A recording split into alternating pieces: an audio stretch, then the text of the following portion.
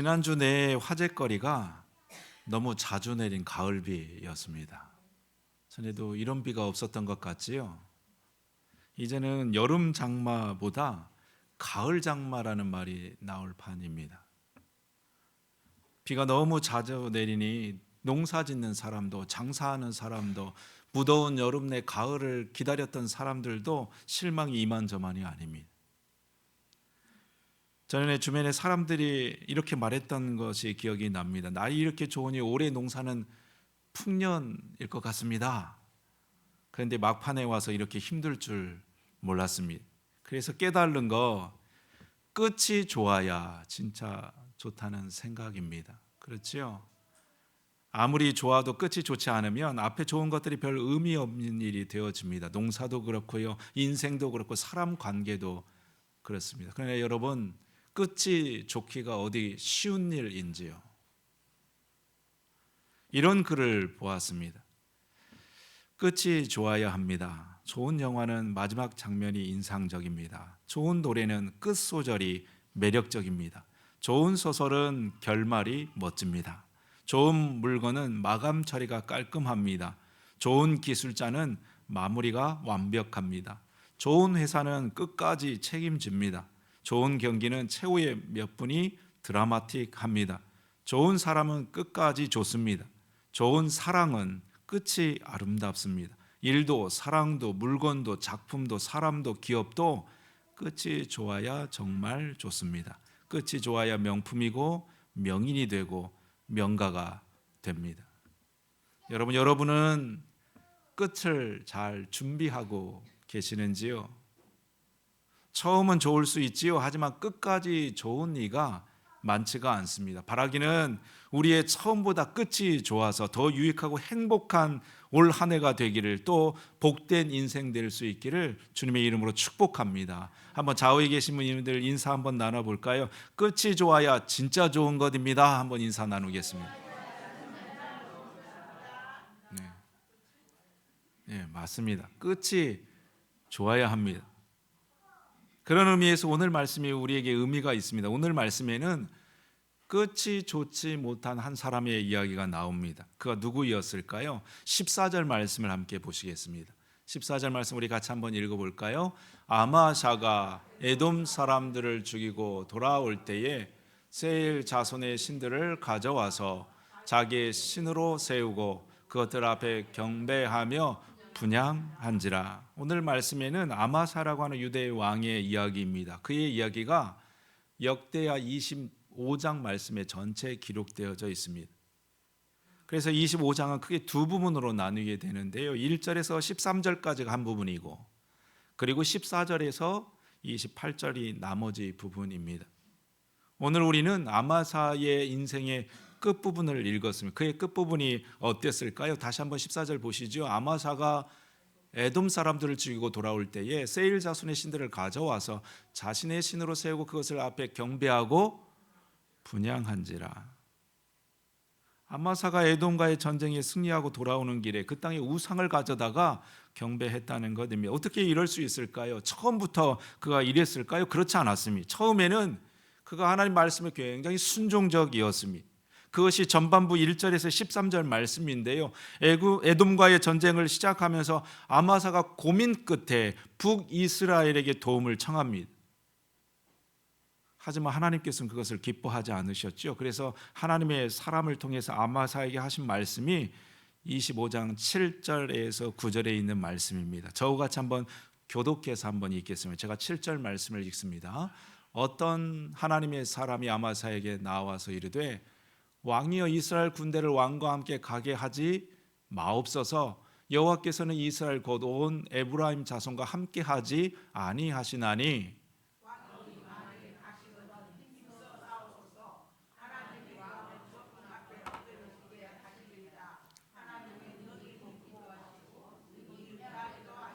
구절 같이 읽겠습니다. 아마사가 하나님의 사람에게 이르되 내가 100달란트를 이스라엘 군대에게 주었으니 어찌할까? 하나님의 사람이 말하되 여호와께서 능히 이보다 많은 것을 왕에게 주실 수 있나이다 하니라. 참으로 어려운 결정입니다. 도저히 유다 혼자서만은 저 수많은 저 강한 에돔의 군대를 감당할 수 있는 자신이 없었습니다. 그래서 큰 돈 주고요. 성경 말씀에 보니까 100달란트를 주고서 북이스라엘의 군대를 고용한 것입니다. 그런데 하나님께서 돌려보내라니요. 이게 쉬운 일입니까? 하지만 아마사가 큰 결단합니다.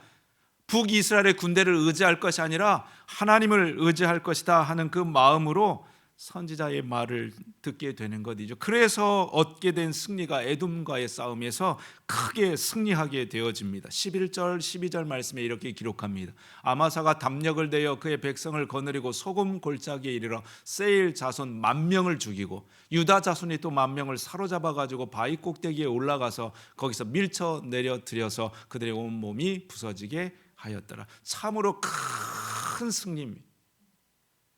정말 이길 수 있을까 걱정하던 이 유다 또 아마샤가 생각지도 못한 큰 승리를 이루게 되어졌습니다. 하지만 여러분, 여기까지만 되었으면 얼마나 좋을까요? 그 마지막이 좋지 않았으면, 승리에 너무 도취되었을까요? 전쟁에 돌아오는 길에 그가 에돔의 이방신을 가져다가 섬깁니다. 그 결과 아마사가 겪어야 되는 일이 17절 이후에 기록되어지는데요. 북이스라엘과 싸움을 하다가 대패하고요, 쫓겨나가지고 비참한 최후를 맞게 되어집니다. 그래서 여러분, 우리는 알 수 없습니다. 끝까지 가봐야 알 수 있습니다. 지금 좋다고요, 우리는 끝이 좋다고 장담할 수 없습니다. 그래서 여러분, 지금 문제 없다고요, 너무 자만하지 마시기를 바랍니다. 마찬가지 지금 좋지 못하다고요, 너무 실망하지 마시기를 바랍니다. 지금 좋지 않다고 끝이 좋지 않을 거라고 예단하고 미리 포기할 필요가 없습니다. 우리는 끝까지 가봐야 알 수 있습니다. 요셉을 한번 생각해 보시죠. 요셉의 처음은 너무나 불행했습니다. 형들에게 팔리고요, 감옥에 갇히고요, 사람들에게 잊혀져 버렸습니다. 하지만 그의 인생의 끝을 우리가 잘 알고 있지요. 모든 사람들이 부러워할 만한 자리에 그가 세워지게 되어졌습니다. 베드로도요, 호언장담하며 그와 같았던 그가 제 몸 살겠다고 스승을 부르고 도망치고 고향에서 실패자로 삶을 살아갈 때에 다시 찾아온 예수님을 만난 이후에 그가 예수님의 교회를 세우는 반석과 같이 쓰임받는 자가 되었습니다. 여러분, 그래서 처음도 중요하지만 끝이 더 중요합니다.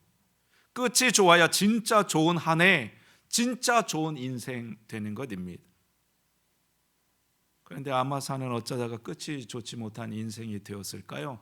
그가 하나님을 찾았던 그 동기가 순수하지 못했기 때문입니다. 왜 그가 시작할 때는 하나님으로 시작했다가 끝에는 이방신으로 끝이 났을까요? 그에게 필요한 하나님은 자신의 필요를 만족시킬 신 하나님을 원했기 때문입니다. 아마샤가 원했던 것은 하나님 그분이 아니라요, 에돔과의 전쟁에서 이기는 것이었습니다. 그 전쟁에서 이길 수만 있다면 그분이 하나님이든 그분이 에돔의 신이든 그에게는 아무 중요치가 않았습니다. 그저 전쟁에 이길 크고 힘센 신이 그에게 필요했던 것이지요. 그러니 에돔 신을 보는 순간 마음이 변하여서 예수님을 버리고 하나님을 버리고 에돔의 신으로 갈아타 버렸습니다. 마치 이 집에서 살다가 저 집으로 이사 가는 것처럼요. 마치 미용실 전에 이상하게 파마를 말아주는 바람에 기분이 좋지 않아가지고 이 미용실 안 가고 저 옆집 미용실 가는 것처럼요. 마트에서 물건을 보니까 물건도 별로 좋지 않고 비싸니까요, 이 마트 안 가고 다른 마트로 옮겨가는 것처럼요. 유행 지난 옷에서 신상 옷으로 갈아입는 것처럼요.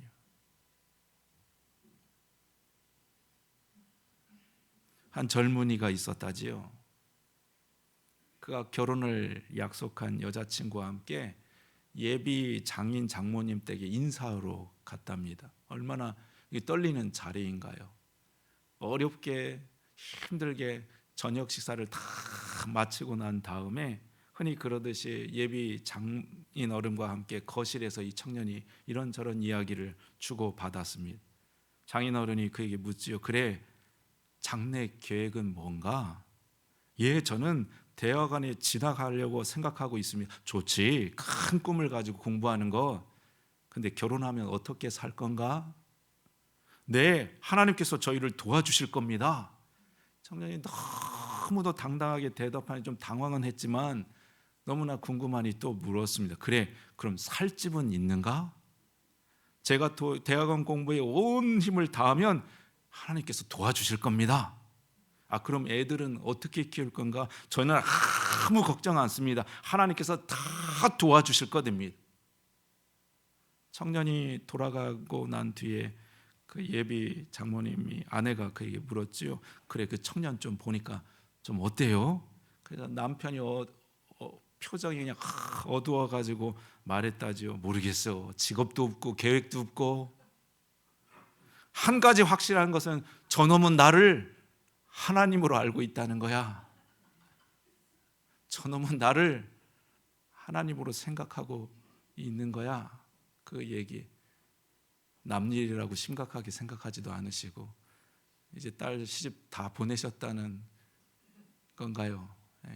만일 사위 될 사람이 그러면 여러분 어떻게 할까요? 그럼 나는 어떤지요? 내게 하나님은 어떤 분이신지요? 내가 하나님을 믿고 찾는 이유가 무엇인지요? 내가 하나님을 믿는 이유가 순수하지 못할 때 여러분, 우리의 신앙은 끝이 좋지 못합니다. 하나님은 내 뜻대로만 일하여 주시는 분이 아니기 때문입니다. 그러니 처음에는 좋을 수 있지요. 마음이 좋고 편하면 하나님 믿는 것이 기쁨이고 즐거움일 수가 있지요. 하나님 도와주시고 이기게만 하시면 찬양이 절로 나오고 예배 열심히 드리고 봉사할 수 있지요. 하지만 하나님이 내 뜻과 같지 않을 때요, 하나님이 내 뜻대로 행하여 주지 않을 때 우리의 신앙은 쉽게 흔들려 버립니다. 그래서 하나님을 내 필요를 위해 믿을 때, 내 평안과 내 안녕을 위해, 성공을 위해 하나님을 찾을 때 우리의 신앙은 병들게 되어져 있습니다. 역대서가 우리에게 반복하여서 말씀하고 가르쳐주는 것이 바로 그것입니다. 유다의 왕들은 그들이 평안과 나라의 안녕을 위해서 하나님을 찾았습니다. 그러니 평화로울 때는 하나님을 따랐지요. 그러나 어렵고 위협이 찾아오게 되면, 그 어려움이 사라지게 되면 언제든지 하나님 아닌 다른 것을 쫓아갔습니다. 하지만 그럴수록 얻게 되는 것, 전쟁이고 불안이었습니다. 역대기서 말씀은 우리에게 그것을 반대로 말씀해 주는 것입니다. 하나님이 있는 목적을 내 삶의 안녕을 위한 도구로 삼을 것이 아니라 하나님의 뜻을 쫓는 삶이 우리의 신앙의 목적을 삼으라는 것입니다. 그러면 하나님이 그 인생을, 그 삶의 평안과 안녕을 주시겠다 말씀하는 것입니다. 우리는 반대로 생각하지요. 평안을 쫓지 말고 하나님을 쫓을 때 우리의 신앙이 온전할 수 있습니다. 한마디로 하나님을 믿는 동기를 순수하게 해야 한다는 말씀입니다.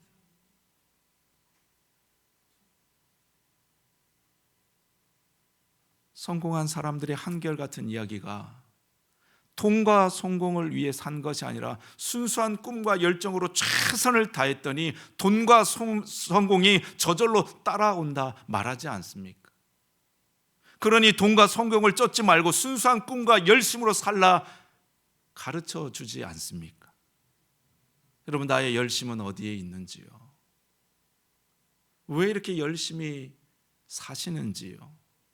내가 지금 고민하고 있는 것이 무엇인지요? 또 나의 기도의 제목은 무엇인지요? 그것이 내 뜻을 이루고자 하는 열심인지요? 하나님의 뜻을 이루고자 하는 열심인지요? 내가 지금 교회에 나와 예배하는 목적이 무엇인지요? 하나님을 믿고 있는 나의 신앙의 동기가 무엇인지요? 그 이유가 내게 있는지요? 아니면 하나님께 있는지요? 우리는 스스로 물어보아야 됩니다. 우리의 삶의 목적을 하나님께 둘 때 하나님께서 그 인생을 책임져 주십니다. 저를 따라서 한번 해보실까요? 우리의 삶의 목적을, 조금 더 큰 목소리로 한번 부탁드립니다. 우리의 삶의 목적을 하나님께 둘 때 하나님께서 책임져 주십니다. 하나님께서는 얼마든지 그와 같은 능력이 있으십니다. 하나님의 사람이 아마사에게 했던 말도 그것이었죠. 8절 말씀 다시 한번 보면요, 왕이 만일 가시거든 힘써 싸우소서 하나님이 왕을 적군 앞에 엎드려지게 하리니. 한번 같이 읽으실까요? 시작. 하나님은 능히 같은 말씀이 9절에도 이렇게 기록되어집니다. 아마사가 하나님의 사람에게 이르되 내가 100달란트를 이스라엘 군대에게 주었으니 어찌할까? 하나님의 사람이 이르되 시작. 여호와께서는 능히 이보다 많은 것을 왕에게 주실 수 있나이다. 여러분, 우리 하나님은 내가 생각하는 것보다 더 많은 것을 내게 주실 수 있는 분일 뿐만 아니라 이기게도 하시고 지게도 하실 수 있는 분입니다. 혹 하나님께서 내가 원하는 대로 행해주지 않는다는 것은 그분이 할 수 없어서가 아니라 나보다 더 좋은 계획을 그분이 가지고 계시기 때문입니다. 한번 생각해 보시죠. 하나님께서 나를 더 생각할까요? 하나님이 내가 나를 더 생각할까요? 잘 모르겠습니까? 그럼 이렇게 한번 생각해 보죠. 자식들이 자기 자신을 생각할까요? 부모가 자식을 더 많이 생각할까요? 자식들이 자기 앞날을 걱정할까요? 부모가 자식들의 앞날을 더 걱정할까요? 자식들이 스스로 기도할까요? 부모가 자식을 위해 더 많이 기도할까요? 김은혜 집사님, 영준이가 자기 앞날을 걱정할까요? 집사님이 더 그의 앞날을 걱정하나요? 영준이가 스스로 기도를 많이 하나요? 집사님이 영준이를 위해서 기도를 더 많이 하시나요? 물어봐 무엇합니까? 부모는 그렇죠.